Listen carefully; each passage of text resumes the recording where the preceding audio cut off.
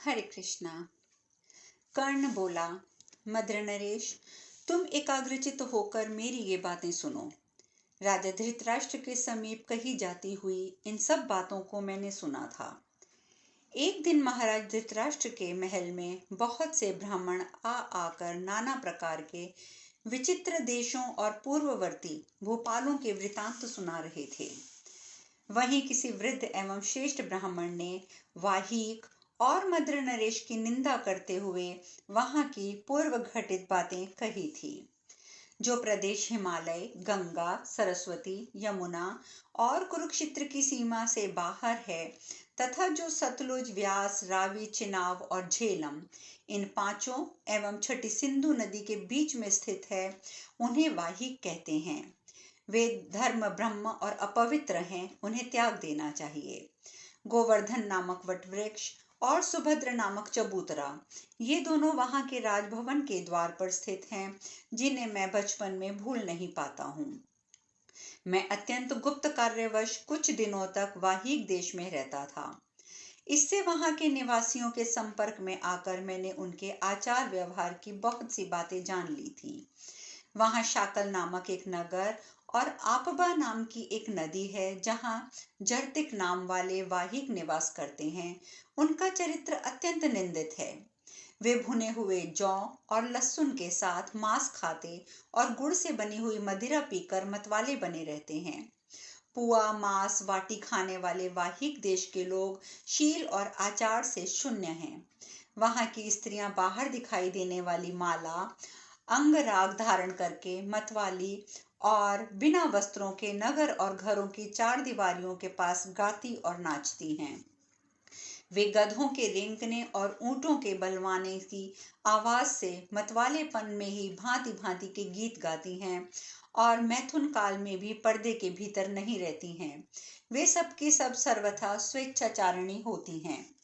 मद से उन्मत्त होकर परस्पर सरस विनोद युक्त बातें करती हुई वे एक दूसरे की ओर घायल की हुई और किसी की मारी हुई हे पति मर्दिते इत्यादि कहकर पुकारती और नृत्य करती हैं। पर्वों और त्योहारों के अवसर पर उन संस्कारहीन रमणियों के संयम का बांध और भी टूट जाता है। उन्हीं वाहिक देश के मदमत्त एवं दुष्ट स्त्रियों का कोई संबंधी वहां से आकर कुरु जंगल प्रदेश में निवास करता था। वह अत्यंत खिन्नचित होकर इस प्रकार गुनगुनाया करता था, निश्चय ही वह लंबी, गौरी, महीन कंबल की साड़ी पहनने वाली मेरी प्रेयसी कुरु जंगल प्रदेश में निवास करने वाले मुझ वाहिक को निरंतर याद करती हुई सोती होगी। मैं कब सतलुज और उस रमणीय रावी नदी को पार करके अपने देश में पहुंचकर शंख की बनी हुई मोटी मोटी चूड़ियों को धारण करने वाली वहां की स्त्रियों को देखूंगा, जिनके नेत्रों में प्रांत भाग मैंसिल के आलेप से उज्जवल हैं, दोनों नेत्र और ललाट अंजन से सुशोभित हैं और जिनके सारे अंग कंबल और मृगचर्म से आवृत हैं। वे गोरे रंग की प्रियदर्शना रमणीय मृदंग, ढोल, शंख और मर्दल आदि वाद्यों की ध्वनि के साथ साथ कब नृत्य करते हुए मुझे दिखाई देंगी। कब हम लोग मंदोन्मत्त होकर गधे, ऊंट और खच्चरों की सवारी द्वारा सुखद मार्गों वाले शमी, पीलू और करीलों के जंगलों में सुख से यात्रा करेंगे। मार्ग में चक्र के साथ पुए और सत्तू के पिंड खाकर बहुत प्रबल हो कब चलते हुए बहुत से रागीरों को उनके कपड़े छीनकर हम उन्हें अच्छी तरह पीटेंगे। संस्कार शून्य दुरात्मा वाहिक ऐसे ही स्वभाव के होते हैं। उनके पास कौन सचेत मनुष्य दो घड़ी भी निवास करेगा। ब्राह्मण ने निरर्थक आचार विचार वाले वाहिकों को ऐसा ही बताया है, जिनकी पुण्य और पाप दोनों का छठा भाग तुम लिया करते हो। शल्य, उस ब्राह्मण ने ये बातें बताकर उद्दंड वाहिक के विषय में पुनः जो कुछ कहा था वह भी मैं बताता हूँ। शल्य महाराज, उसे भी सुनिए। उस देश में एक राक्षसी रहती थी, जो सदा कृष्ण पक्ष की चतुर्दशी तिथि को समृद्धिशाली शाकल नगर में रात के समय दुदुम्बी बजाकर इस प्रकार गाती थी। मैं वस्त्राभूषणों से विभूषित हो, मांस खाकर और गुड़ की बनी हुई मदिरा पीकर तृप्त हो, अंजलि भर प्याज के साथ बहुत से भेड़ों को खाती हुई, गोरे रंग की लंबी युवतियों के साथ मिलकर इस शाकल नगर में पुनः कब इस तरह की वाहिक संबंधी गाथाओं का गान करूंगी। जो सुअर, मुर्गा, गधा, ऊंट, भेड़ के मांस नहीं खाते, उनका तो जन्म ही व्यर्थ है। जो शाकल निवासी आबाल वृद्ध नर नारी मदिरा से उन्मत्त होकर चिल्ला चिल्लाकर ऐसी गाथाएं गाया करते हैं, उनमें धर्म कैसे रह सकता है। शल्य महाराज, इस बात को अच्छी तरह समझ लो। हर्ष का विषय है कि इसके संबंध में मैं तुम्हें कुछ और भी बता रहा हूं, जिन्हें दूसरे ब्राह्मणों ने कौरव सभा में हम लोगों से कहा था। जहां सतलुज, विपाशा अर्थात व्यास, इरावती यानी कि रावी, चंद्रभागा यानी कि चिनाव, वितस्तता यानी कि झेलम, ये 5 नदियां छठी सिंधु नदी के साथ बहती हैं, वहां पीलू नाम के वृक्षों के कई जंगल हैं। वे हिमालय की सीमा से बाहर प्रदेश के आरट्ट नाम से विख्यात हैं। वहां का धर्म कर्म सब नष्ट हो गया है, उस देश में कभी ना जाएं। जिनके धर्म कर्म नष्ट हो गए हैं, वे संस्कारहीन, जारज, वाहिक, यज्ञ कर्म से रहित होते हैं। उनके दिए हुए द्रव्य को देवता, पितर और ब्राह्मण भी ग्रहण नहीं करते हैं। ये बातें सुनने में आई हैं।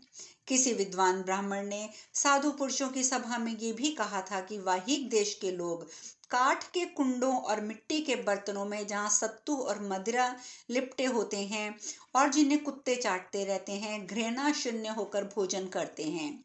वाहिक देश के निवासी भेड़, ऊँटनी, गधी का दूध पीते हैं और उसी दूध से बने हुए दही घी भी खाते हैं।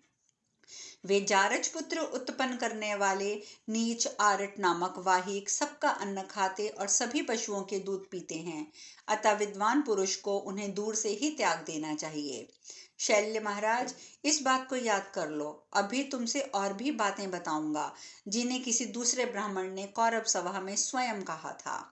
युगंधर नगर में दूध पीकर अच्युत स्थल नामक नगर में एक रात रहकर और भूतिलमय में स्नान करके मनुष्य कैसे स्वर्ग में जाएगा। जहां पर्वत से निकलकर ये पूर्वोक्त 5 नदियां बहती हैं, ये आरट नाम से प्रसिद्ध वाहिक प्रदेश है। उनमें श्रेष्ठ पुरुष 2 दिन भी निवास नहीं करते हैं। विपाशा नदी यानी कि व्यास नदी में 2 पिचाश रहते हैं। एक का नाम है वही, दूसरे का नाम है हीक। इन्हीं दोनों की संतानें वाहिक कहलाती हैं। ब्रह्मा जी ने इनकी सृष्टि नहीं की थी। ये नीच योनि में पैदा हुए मनुष्य नाना प्रकार के धर्मों को कैसे जानेंगे।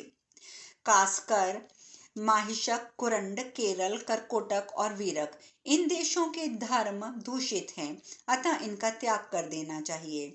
विशाल ओखलियों की मेखल करघनी धारण करने वाली किसी राक्षसी ने किसी तीर्थ यात्री के घर में एक रात रहकर उससे इस प्रकार कहा था।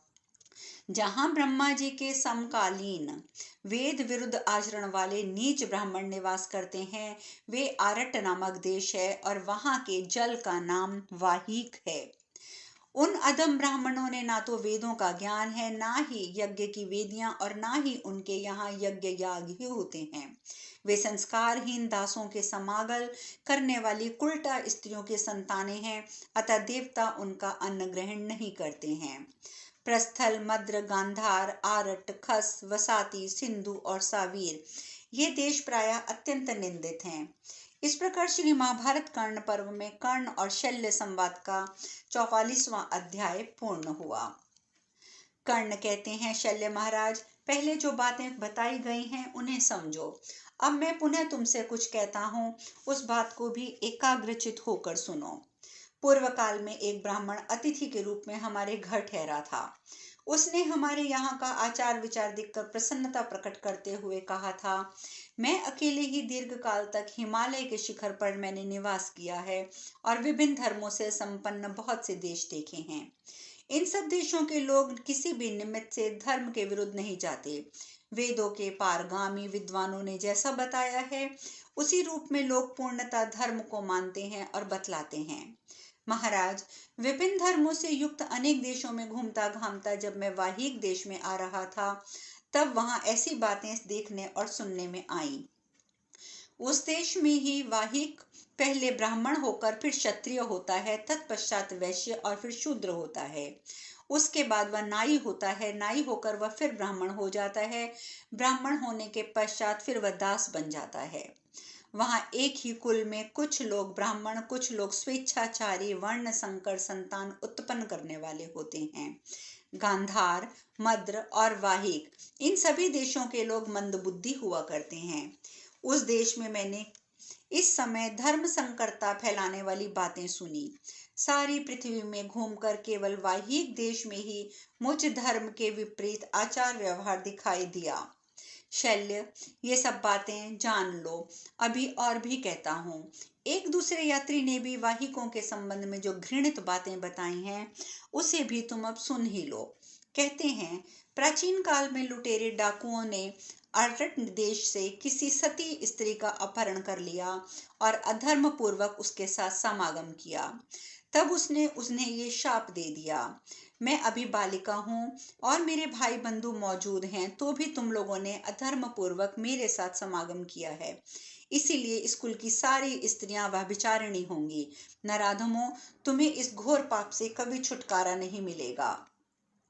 कुरु, पांचाल, शाल्व, मत्स्य, नैमिष, कौशल, कांशी, अंग, कलिंग, मगध और चेदी देशों के बड़भागी मनुष्य सनातन धर्म को जानते हैं। भिन्न भिन्न देशों में वाहिक निवासियों को छोड़कर प्रायः सर्वत्र श्रेष्ठ पुरुष उपलब्ध होते हैं। मत्स्य से लेकर कुरु और पांचाल देश तक, नैमिषारण्य से लेकर चेदी देश तक जो लोग निवास करते हैं, वे सभी श्रेष्ठ और साधु होते हैं और प्राचीन धर्म का आश्रय लेकर जीवन निर्वाह करते हैं। मद्र और पंचनद प्रदेशों में ऐसी बातें नहीं हैं, वहां के लोग कुटिल होते हैं। राजा शल्य, ऐसा जानकर तुम जड़ पुरुषों के समान धर्मोपदेश की ओर से मुंह मोड़कर चुपचाप बैठे रहो।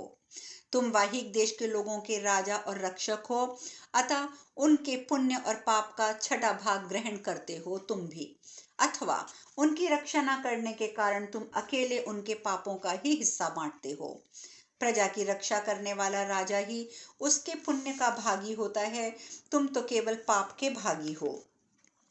पूर्व काल में समस्त प्रदेशों में प्रचलित सनातन धर्म की जब प्रशंसा की जा रही थी, उस समय ब्रह्मा जी ने पंच निवासियों के धर्म पर दृष्टिपात करके कहा था, धिक्कार है इन्हें, संस्कारहीन, जारज और पाप कर्मी पंचनंदवासियों के धर्म की। और जब ब्रह्मा जी ने सतयुग की भी निंदा की, तब तुम उसी देश के निवासी होकर जगत में क्यों धर्म उपदेश करते फिर रहे हो।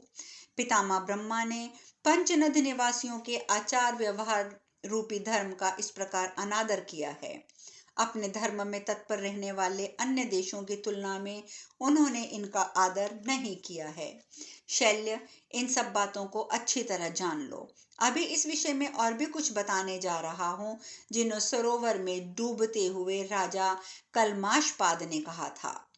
क्षत्रिय मल है भिक्षावृत्ति, ब्राह्मण का मल है वेद शास्त्रों के विपरीत आचरण, पृथ्वी के मल हैं वाहिक और स्त्रियों के मल हैं मद्र देश की स्त्रियां।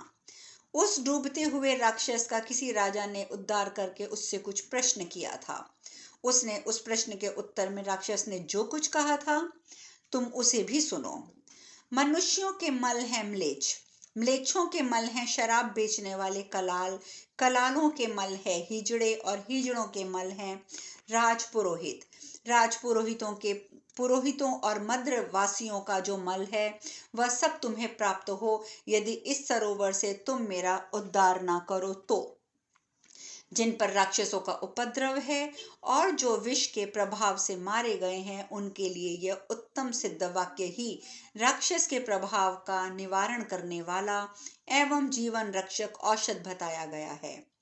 पांचाल देश के लोग वेदों भक्त धर्म का आश्रय लेते हैं, कुरु देश के निवासी धर्मानुकूल कार्य करते हैं और मत्स्य देश के लोग सत्य बोलने और शूरसेन की निवासी यज्ञ करते हैं। पूर्व देश के लोग दास के कर्म करने वाले, दक्षिण के निवासी वृषल, वाहिक देश के लोग चोर और सौराष्ट्र निवासी वर्ण संकर होते हैं। इस प्रकार से कर्ण ने बहुत सी बातें शल्य महाराज से कही। अब शेष कथा कल। हरे कृष्णा।